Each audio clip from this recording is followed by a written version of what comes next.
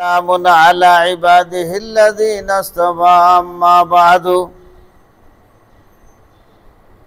قال الله تعالى في كلام المجيد وفرقان الحميد الله لا إله إلا هو الحي القيوم لا تأخذه سنة ولا نوم له ما في السماوات وما في الأرض من ذا الذي يشفع عنده إلا بإذنه يعلم ما بين أيديهم وما خلفهم ولا يحيطون بشيء من علمه إلا بما شاء وسع كرسيه السماوات والأرض ولا يؤوده حفظهما وهو العلي العظيم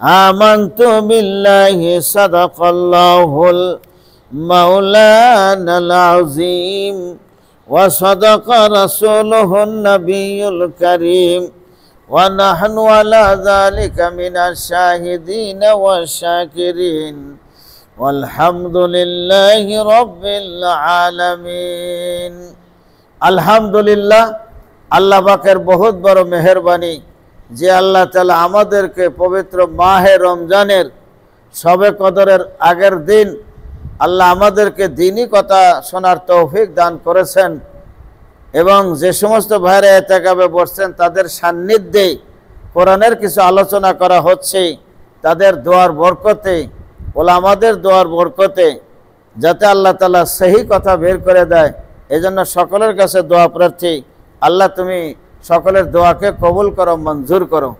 আমি আপনাদের সামনে আয়াতুল কুরসি তেলাওয়াত করেছি আর আয়াতুল কুরসির ফজিলত সম্পর্কে আপনারা সবাই জানেন। এই আয়াতুল কুরসি যারা পড়ে তাদের ঘরের মধ্যে শয়তান ঢোকে না, আসমানি জমিনে বালার থেকে আল্লাহ বাঁচায় দেন। এর ঘটনা অনেক লম্বা। হযরত আবু হুরায়রা রাদিয়াল্লাহু তাআলা আনহু বাইতুল মালের মাল পাহারা দিতেছিলেন। হঠাৎ করে চোর আসছে, ওই চোরকে ধরছে। চোরকে বলছে যে শোনো, তোমারে নিয়ে যাবো রসুলের দরবারে, আর রসুলের দরবারে নিয়ে গেলে হাত কেটে দেবে। এরপরে কয় যে না নিয়ে না, ছেড়ে দিছে। রসুলের সাথে দেখা হয়েছে। রসুল বলছেন যে তোমার মেহমান কই? কয় যে হুজুর মাফ চাইছে, ছেড়ে দিছি। কয় যে ভালো করছো, তোমার চোর আবার আইব। পরের দিন আবার আসছে, ধরা পড়ছে, ছেড়ে দিছে।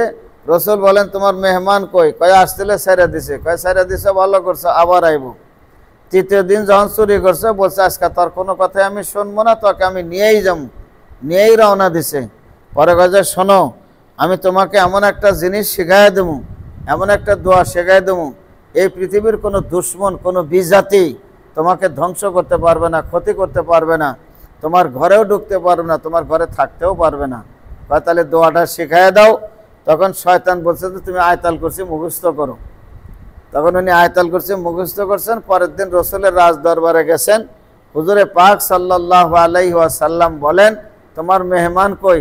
কয় যে হুজুর এই ঘটনা আমি ছাইরা দিছি। কেন ছাইরা দিলা? কয় যে উনি আমাকে এমন একটা কথা বললো, একটা দোয়া শিখাইয়া দিল। কি দোয়া? বললে যে আয়াতুল কুরসি শিখা নাও। এই হাদিস বুখারীর মধ্যে বেশ 4-5 জায়গায় আনছে ইমামে বুখারী রাহিমাহুল্লাহ। তো যাই হোক, কয় যে ছাইরা দিছো তো দিছো, ভালো করছো। তোমার যে দোয়া শিখাইছে এটা ঠিকই শিখাইছে, কিন্তু আসলে সে ধোঁকাবাজ। আসলে কি? ধোঁকাবাজ। তো এখানে আয়াতুল কুরসি সম্পর্কে অনেক কিছু লেখা আছে।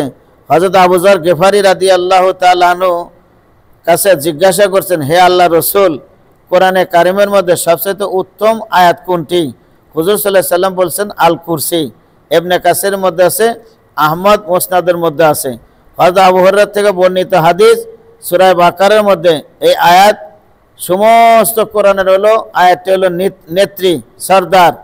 কাজেই এটা যে ঘরের মধ্যে পড়া হবে সেই ঘরের থেকে শয়তান বের হয়ে যাবে, শয়তান থাকবে না। নাসাই শরীফের এক রিওয়ায়াতের মধ্যে আসছে হুজুর সাল্লাল্লাহু আলাইহি সাল্লাম বলেন যে ব্যক্তি প্রত্যেক ফরজ নামাজের মধ্যে পড়ে আয়াতুল কুরসি পড়বে তাকে আল্লাহ তাআলা জান্নাতে দিবে। আল্লাহ তাআলা কোথায় দিবে? বেহেশতের মধ্যে দিবে। এই জন্য এই আয়াতুল কুরসির মধ্যে 10টা কোয়ালিটি আছে। এই 10টা কোয়ালিটি যার মধ্যে পাওয়া যাবে তিনি আল্লাহ হবেন। 1 নম্বর কোয়ালিটি আল্লাহু লা ইলাহা ইল্লাহু, আল্লাহ ছাড়া কোনো মাবুদ নাই, আল্লাহই সর্বে সর্বা, আল্লাহ সব কিছু। আল্লাহ আগেও ছিলেন, পরেও থাকবেন, এখনও আছেন, সব সময় থাকবেন। হ্যাঁ, এই জন্য আল্লাহ হওয়ার জন্য কোয়ালিটি 1 নম্বর কোয়ালিটি হলো যে আল্লাহ ছাড়া কোনো মাবুদ নাই, আল্লাহ ছাড়া কোনো সৃষ্টিকর্তা নাই। এটা হলো আল্লাহ হওয়ার জন্য 1 নম্বর। 2 নম্বর হলো আল হাইয়ু আল কাইয়ুম, যিনি চিরঞ্জীব এবং স্থির, কাইয়ুম। এবং আল হাইয়ু আল কাইয়ুম, চিরঞ্জীব মানে উনি সবসময় থাকবেন, এবং থাকবেন তো থাকবেন, স্থির থাকবেন, কোনো সময় পরিবর্তন হবে না। 3 নম্বর হলো লা তাখুযুহু সিনাতুন ওয়ালা নাওম, তার তন্দ্রাও আসে না, নিদ্রাও আসে না, তিনি কখনো ঘুমান না। আমরা ঘুমাই, আমরা নিদ্রা তন্দ্রা সবই আছে। কাজেই আল্লাহর কোয়ালিটি হলো যার ঘুম আসে না, যার তন্দ্রা নিদ্রা আসে না, তিনি আল্লাহ হন। 4th নাম্বার হলো আল্লাহর কোয়ালিটি লাহু মা ফিস সামাওয়াতি ওয়া মা ফিল আরদ, যার জন্য যিনি আসমানেরও মালিক, জমিনেরও মালিক, একমাত্র মালিক যিনি আল্লাহ হন, তিনি আসমান জমিনের মালিক হন। আল্লাহ হওয়ার জন্য 4 নম্বরের কোয়ালিটি। 5 নম্বরের কোয়ালিটি হলো মান যাল্লাযী ইয়াশফাউ ইনদাহু ইল্লা বিইজনিহি, এমন কি আছে হ্যাঁ যে আল্লাহর সামনে সে সুপারিশ করবে, এমন শক্তি কারো নাই। আল্লাহ যাকে হুকুম দিবেন তিনিই করতে পারবে, আল্লাহ যাকে অনুমতি আর ইজাজত দেবে সেই আল্লাহর সামনে বান্দা বান্দির সুপারিশ করতে পারবে।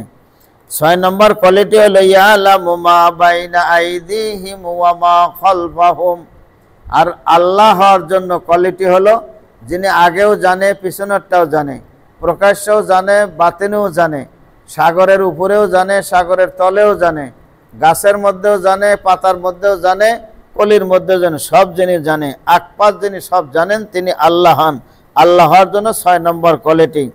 7 নম্বর কোয়ালিটি হলো ওয়ালা ইউহিতুনা বিশাইইম মিন ইলমিহি ইল্লা বিমা শা, আর আল্লাহর শক্তির বাহিরে, আল্লাহর দায়িত্বের বাহিরে, আল্লাহর হেফাজতের বাহিরে কোনো কিছু লুকায়িত থাকে না, সব বস্তুর এলেম আল্লাহর কাছে আছে। 8 নম্বর কোয়ালিটি ওয়াসিআ কুরসিয়্যুহুস সামাওয়াতি ওয়াল আরদ, আসমান এবং জমিন তার কুরসি সংকুলান হয়, মানে এত বড় তার কুরসির সংকুলান আসমান জমিনের মধ্যে হয়। তার মানেই হলো এটা, অর্থাৎ তার কুরসি এত বড় যার পরিধির মধ্যে 7 আসমান 7 জমিন সংকুলান হয়ে যায়। আল্লাহ জাল্লা শানুহু এত বড়, এত বিশাল আকারে। আল্লাহর জন্য কোয়ালিটি হলো আল্লাহর একটা কুরসি আছে, আসমান জমিনের সাথে অনেক বড়, আল্লাহ সেখানে কুদরতের আসন নিয়ে সেখানে বসা আছেন। এবং 9 নম্বর কোয়ালিটি হলো ওয়ালা ইয়াউদুহু হিফযুহুমা, আসমান জমিন পরিচালনার ব্যাপারে আল্লাহ কোনো সময় দুর্বল হন না, আল্লাহ কোনো সময় থেমে যান না, কোনো সময় ক্লান্ত হন না। এটা 9 নম্বর কোয়ালিটি। আল্লাহ হওয়ার জন্য আল্লাহর 10 নম্বর কোয়ালিটি হলো ওয়া হুয়াল আলিয়্যুল আযীম, আল্লাহ তার আলিশান এবং আজিমুস শান নিয়ে তিনি আছেন। প্রথমে যে 9টা বাক্য চলে গেছে আল্লাহ তাআলার জাত এবং সিফাতে কামালিয়াতের ব্যাপারে, আল্লাহর পরিপূর্ণ জাত, আল্লাহর পরিপূর্ণ সিফাতের ব্যাপারে চলে গেছে। তাকে দেখা এবং বোঝার পরে যারা বুদ্ধিমান মানুষ তারা এটার উপরে মজবুর হবে যে প্রত্যেক ইজ্জত, সম্মান, বরত্ব সব কিছুই হলো মালিকের, শাস্তি এবং পাক পবিত্রতা সবগুলোর দায়িত্ব হলো আল্লাহর উপরে। আর 10 নম্বর বাক্যের মধ্যে আল্লাহ জাল্লা সিফাতে কামাল এবং তার তৌহিদ একত্ববাদের কথা আসছে। বিভিন্ন বিষয়ের এখানে কথা চলতেছিল, ব্যাখ্যা বহুত বড় লম্বা। এই 10টা কোয়ালিটি যেখানে পাওয়া যাবে সেই হবে আল্লাহ। এই 10টা কোয়ালিটি কোনো মখলুকের মধ্যে পাওয়া যাবে না, কোনো নবীর মধ্যে পাওয়া যাবে না, কোনো সাহাবীর মধ্যে পাওয়া যাবে না, কারো মধ্যে পাওয়া যাবে না। কোনো ভণ্ড যদি ভণ্ডামি করে তাহলে এটা তার বিষয়, তার ব্যাপার এটা। এই জন্য এগুলোকে সতর্ক থাকতে হবে। আল্লাহ হওয়ার জন্য কোয়ালিটি হলে 10টা। এই 10টা যার মধ্যে আছে তিনি হন প্রভু, তিনি হন আল্লাহ। আল্লাহর তৌহিদকে মানার তৌফিক আল্লাহ আমাদেরকে দাও। আসসালামু আলাইকুম।